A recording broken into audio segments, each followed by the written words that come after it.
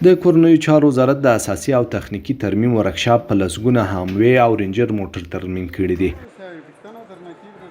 دغه ورکشاپ د یو کال راهیسې فعالیت کوي چې ګڼ شمېر کسان ورسره کار کوي.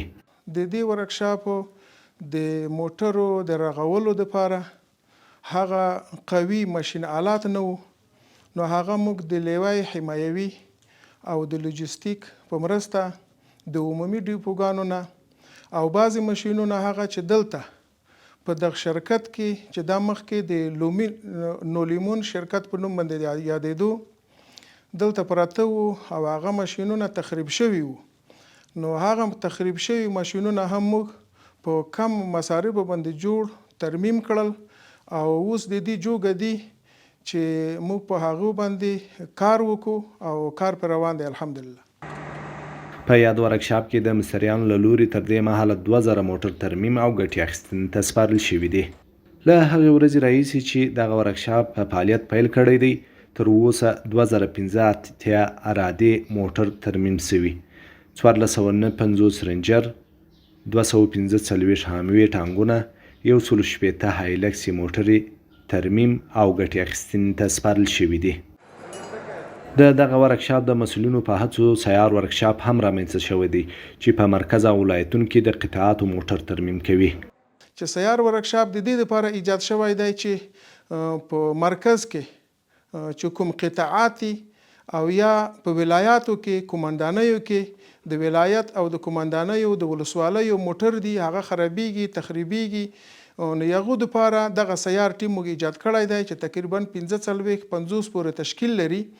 نو دا ځي ساحو ته کومه قطعه کوم ارګان چې د موټرو د ترمیم دپاره ضرورت لري هغه پیشنهاد کوي، وزارت ته موږ ته راجع کوي، موږ بیا یو رسمي ټیم 4 کسیز وي یا 8 کسیز ټیم ورته لیږو ساحې ته. په هغه ساحه کې موټر اول حسابوي چې په دغه قطعه کې مطلب 100 یا 200 موټر دي، نو اول د ټولو موټرو د عوارضو تثبیت کیږي چې څه عوارض لري.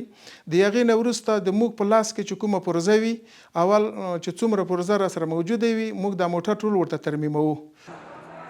د دغه سیار ورکشاپ مستریانو تر دې مهاله پورې په کابل او ولایتونو کې 610 بېلابېل موټر چې ترمیم ته یې اړتیا درلوده د کورنیو چارو وزارت د اساسي او تخنیکي ورکشاپ له لوري ترمیم او ګټې اخیستنې ته سپارل شوي دي. او د کار د پیل نه تر اوسه پورې د سیار ورکشاپ 1420 دانې موټر تثبیت عوارض کړي دي چې په دې کې 810 موټر هغه پرزې ته منتظر دي او 610 موټر د سیار ټیم مستریانو او د سیار ټیم تخنیکی کسانو هغه ترمیم کړي دي. د دغه ورکشاپ مسؤلین د تعلیم او تربیې ترڅنګ د تخنیکي زده کړو په برخه کې هم خپلو کارکوونکو ته د زده کړو زمینه برابره کړې ده.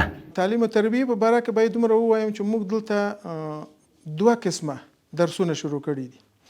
یو اداري او د کمپیوټر درسونه دا مو شروع کړي دي چې الحمدلله تر ډیره حده پورې په مخ تللي دي. هغه کارمندان چې اداري کارمندان دي هغو ته اداري درسونه موږ ورکوو او د دې د سویې د لوړولو دپاره اداري درسونه جریان لري او چې ډیر ښه کامیاب شوي دي تر اوسه پورې. او دویم تخنیکی درسونه موږ ورکوو. تخنیکی درسونه مطلب په 2 ځایو کې ورکوو.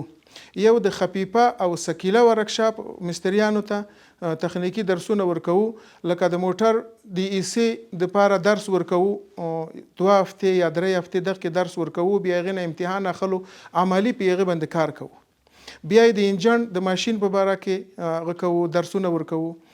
بیا د نورو چې کومو پرزې دي د موټر، نو مطلب د موټر ټولو پرزې چې دي یا په دې کې ثقیله موټر دي د ټانک کوم ماشین آلات په هغې کې تخنیکی درسونه ورکوو د مستریانو او تخنیکی کسانو د سویې د لوړولو دپاره.